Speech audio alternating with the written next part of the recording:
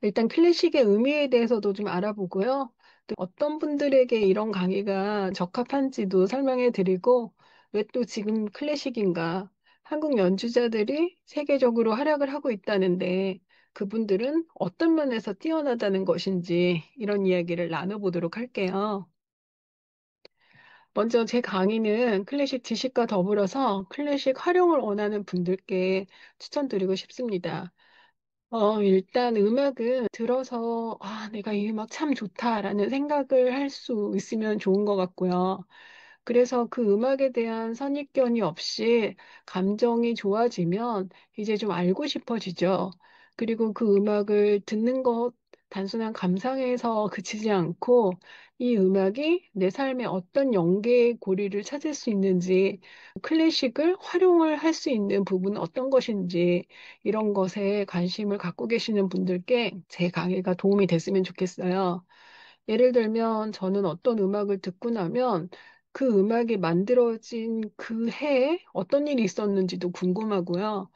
그 음악이 만들어졌던 당시의 시대적 배경과 함께 어떤 공간이었는지도 궁금해요. 그 당시에 뭐 유행했던 미술 사조라든지 건축물은 어떤 게 있는지, 문학 작품은 어떤 것들이 있는지, 그야말로 꼬꼬무죠. 꼬리에 꼬리를 무는 공부인데 저는 이런 공부를 재밌어 하더라고요. 그래서 혹시 저처럼 음악을 들었지만 그 음악과 연계되는 다른 분야도 관심이 많으신 분들이 계신다면 강의를 추천드리고요. 현실에서 벗어나서 환상의 세계로 타임슬립하고 싶은 분들. 왜 우리 그런 순간이 있죠. 내가 오늘 하루 종일 되게 힘든 일이 많았는데 이 음악 들으면서 좀 기분이 씻어졌어. 클래식으로 샤워하고 나니 좀 더 달라졌어. 라고 느끼는 순간들이 있잖아요.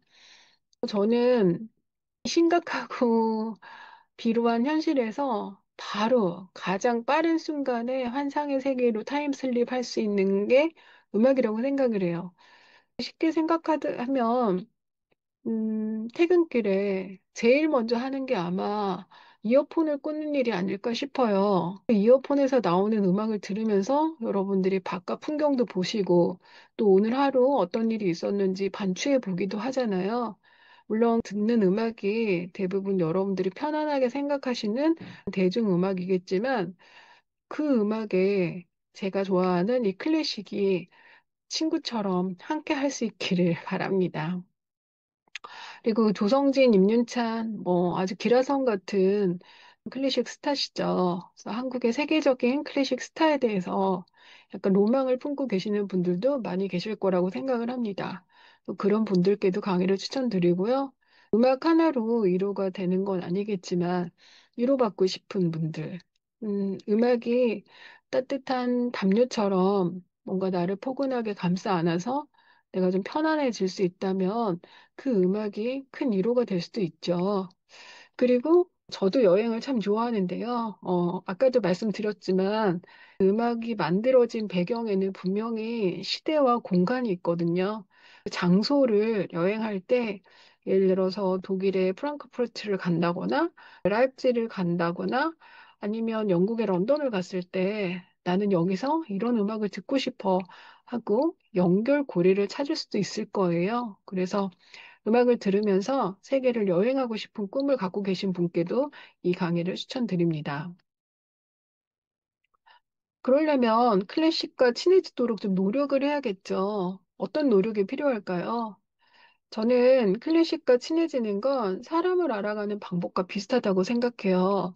제가 어떤 사람에게 관심이 있다면 그 사람의 얼굴을 익히고 또 이름이 궁금하죠. 그 사람의 살아왔던 인생들이 관심을 갖게 되는 것 같아요. 여러분들이 클래식과 친해지는 것을 사람을 알아가는 방법하고 동일하게 생각하신다면 단계도 비슷할 거라고 생각을 하고요. 어떤 곡부터 좋아할 수 있을까요? 자, 어떤 곡이 가장 편하실까요? 네, 맞아요. 귀에 가장 익숙한 멜로디의 곡부터 알아보는 게 좋습니다. 그래서 이런 곡들이 좀 많이 쌓이면 그 곡들을 장르별로, 악기별로, 작곡가별로 나눠보는 거죠. 그리고 다양하게 기준을 만들어서 음악을 들어보는 것도 좋습니다. 음악들이 또 쌓이면 나중에는 시대별로 정리를 해서 거대한 음악의 흐름을 느껴보도록 하는 거죠. 이제 클래식 음악이 어떤 뜻인지 알 필요가 있을 것 같아요. 클래식은 고대 로마의 최고 계급을 칭하는 클라시쿠스에서 어원을 찾을 수가 있습니다. 그런데 이 클라시쿠스는 잘 정돈된 품이 있는 영구적이고 모범적인 이라는 뜻을 갖고 있어요. 클래식 이렇게 쓰죠, 우리가. 이 클래식은 라틴어 클라시쿠스에서 왔고 이것은 원래 제1등급 시민을 말하는 거였는데 그것이 가장 훌륭한 것, 모범이 되는 것이라는 뜻을 포함하면서 이제 좀 더 범위가 발전됐다라고 설명드릴 수 있습니다. 우리가 쉽게 그냥 클래식 그러면 고전을 말하죠. 이 고전이라는 거는 오래된 거잖아요. 막연히 오래된 것이 아니라 그만한 가치가 있어서 긴 시간을 이겨내고 지금 우리 곁에 있는 고귀한 것이죠. 저는 이 막연히 오래된 것도 좋아하는데 더 중요한 거는 그 긴 시간을 이겨내고 지금 우리 곁에 있는 것, 오래 하는 것, 지속하는 것에 힘을 되게 믿는 편이거든요.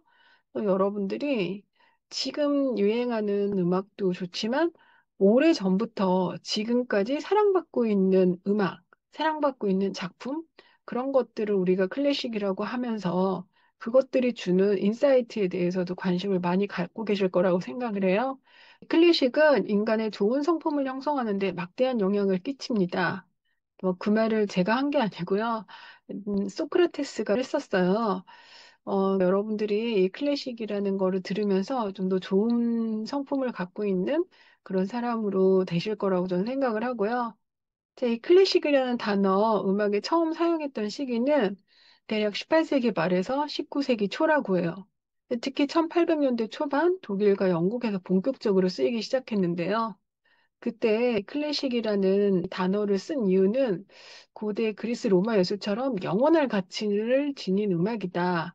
특히 하이든, 모차르트, 베토벤이 만든 고전주의 음악을 높이 평가하면서 이런 음악들을 그냥 우리가 클래식 음악이라고 부르자라고 이야기를 한 거죠. 이 하이든, 모차르트, 베토벤 세 작곡가의 작품을 클래시컬하다라고 지칭을 하면서 고전적이라는 의미는 그 시기뿐만 아니라 진지하고 예술적 가치를 지닌 음악을 포괄하는 의미로 쓰이게 됩니다.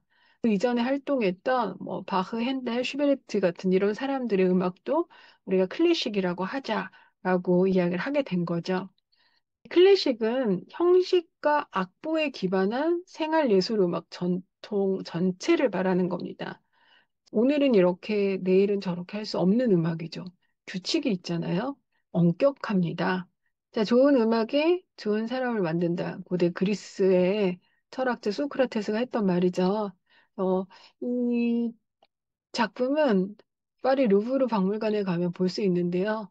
루브르에 가서 모나리자만 많이 보게 되는데 아직 루브르를 가보시지 않았거나 다시 또 가실 기회가 있으신 분들이라면 그곳에 가셔서 이 소크라테스의 두상도 한번 찾아보면 좋을 것 같아요. 클래식 하면 아무래도 유럽을 생각을 하게 되는데요.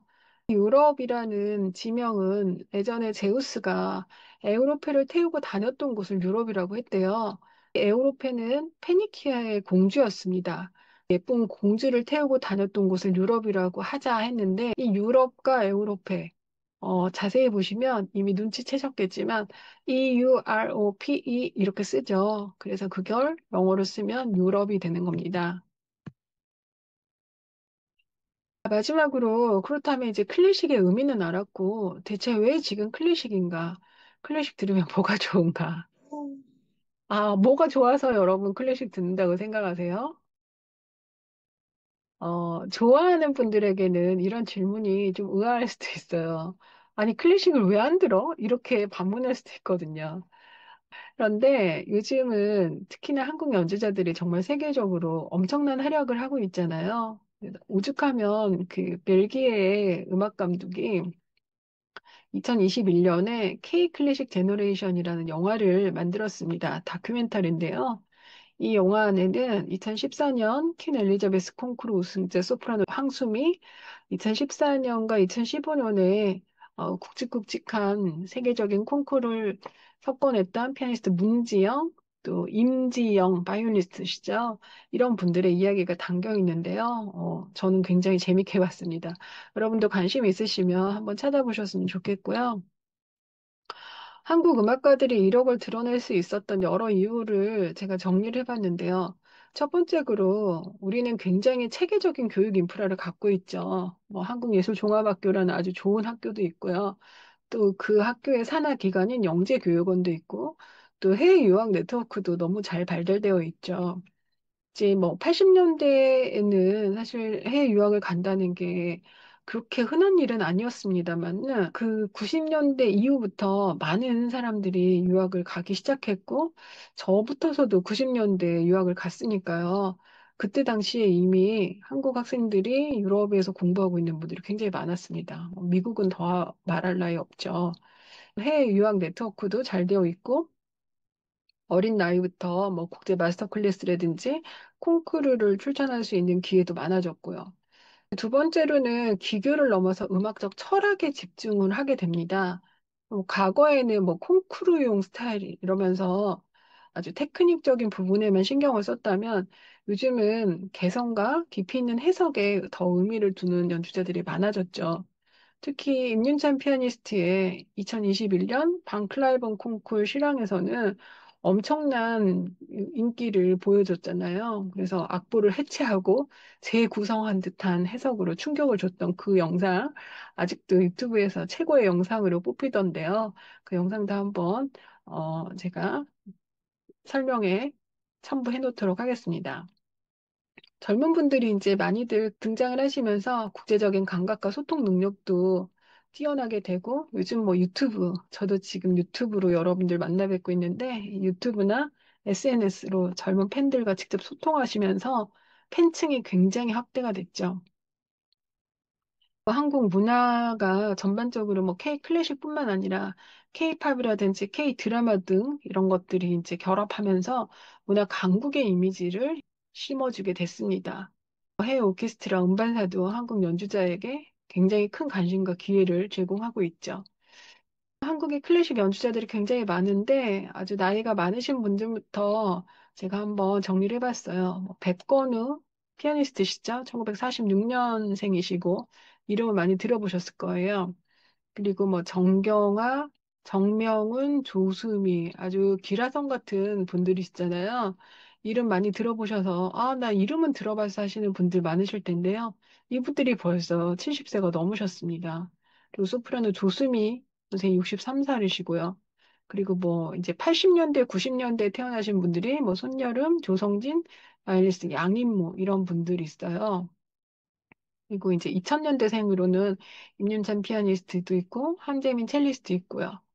그리고 요즘은 이제 워낙 유튜브 통해서 많은 분들이 연주자의 유튜브 채널들 많이 보시잖아요. 저는 한재민 유튜브에서 이 영상을 봤는데 너무 재밌더라고요. 콩쿨 사이트 것도 요즘은 구글 번역 너무 잘 되잖아요. 쇼팽 국제 콩쿠르 검색하시면 2020년 거는 이런 사이트에서 보실 수 있고 얼마 전 2025년 쇼팽 콩쿠르는 이 사이트에서 보실 수가 있습니다. 네, 쇼팽 콩쿠르는 1927년에 시작됐다고 해요. 네, 폴란드의 수도인 마르샤바. 이 폴란드에서 열리는 이유는 쇼팽이 폴란드 사람이기 때문이죠. 바르샤바에서 5년에 한 번씩 열리게 되는데 이 날짜는 쇼팽의 기일, 그러니까 죽은 날이죠. 10월 17일을 전후로 한 3주에 걸쳐서 진행되게 됩니다. 연주 곡목은 무조건 쇼팽 작품만 하게 되고요. 다른 콩쿨과 달리 오로지 피아노 파트만 진행이 됩니다. 연령 제한이 있어요. 17세부터 28세까지. 그리고 뭐 스타이네이, 베젠도르퍼, 파지올리, 야마하, 가하이 이런 건 다 브랜드 네임인데요. 이제 여러 상표의 피아노 중에 내가 원하는 음색을 갖고 있는 피아노를 선택하는 거라서 많은 피아노가 준비되어 있는데 보통은 이 스타이네이를 제일 선호하시고요.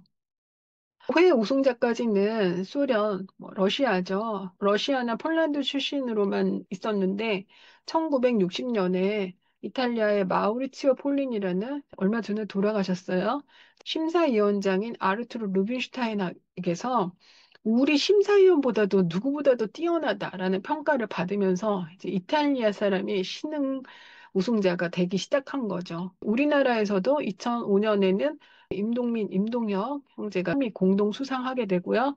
이제 드디어 15년에 조성진 피아니스트가 1위를 수상하셨고, 또 2021년에는 원래 5년에 한 번씩이니까 20년에 있었어야 되는데 그때 코비드가 있었잖아요.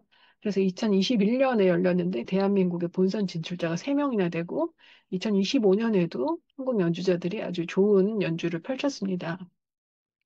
여러분들이 이제 유튜브 보시면서 이런 영상들 찾아보시는 게 이제 큰 재미가 될 거예요. 드라마 보는 것만큼이나 이런 연주 영상 찾아보는 게 재미가 들어지면 그 어떤 것보다도 재밌습니다. 이번 년 10월 18일에 있었던 바르샤바 필하모닉 콘서트홀에서 벌어졌던 마지막 결선 무대, 조성진 피아니스트가 쇼팽의 피아노 협주곡 1번 마 단조 곡을 연주한 영상이 굉장히 유명합니다. 이 영상도 한번 보시고요. 이 사람이 아르투르 루빈슈타인 심사위원장을 맡았던 피아니스트인데 폴란드 출생의 미국 피아니스트입니다. 젊었을 때 사진인데요. 1906년도 사진이니까 아주 어리죠. 1887년생이니까 거의 한 20살경의 모습입니다. 이 사람이 뭐라고 말했냐면 쇼팽은 그의 모든 인생을 피아노에 바쳤고 우리 피아니스트들은 그를 피아노의 절대 신이라고 생각합니다. 그는 그 어느 작곡가보다도 훨씬 더 피아노와 밀접하게 연관되어 있습니다. 라는 명언을 남겼어요. 오늘은 첫 시간이라서 이런 설명을 드렸고, 음악은 어떻게 듣는지, 제가 생각하는 음악 감상은 어떤 것인지, 이런 이야기를 나눠보도록 하겠습니다. 제가 아무리 쉽게 설명을 한다고 노력을 해도 분명히 어려우실 거예요. 대면 강의를 하면서도 그런 애로사항이 있는데 유튜브 강의로는 어려운 부분들이 많이 있을 거라고 예상을 합니다. 그렇지만 저도 많이 노력을 할 거고요. 여러분들이 댓글이나 메시지 같은 걸로 연락을 주시면 제가 성심성의껏 아는 범위에서 열심히 답을 전달하도록 하겠습니다. 오늘 첫 강의 이렇게 함께 해주셔서 감사하고요. 다음 시간에 다른 주제를 가지고 오도록 할게요. 여러분, 고맙습니다.